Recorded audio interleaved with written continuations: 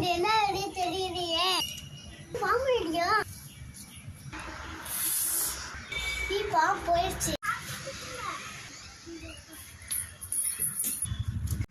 அவன் வெடி அடித்தா 1 3 2 3 படி அந்த 5 வெடி இருக்குப்பா.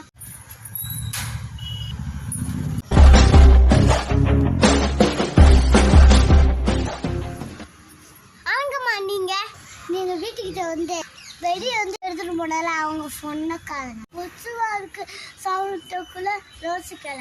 வெடிக்கு சவுண்ட் விட்டியே, என்ன சவுண்டு? ஆயுதமே வரும்போது கீழே பாக்குறியா? என்னோட கீழே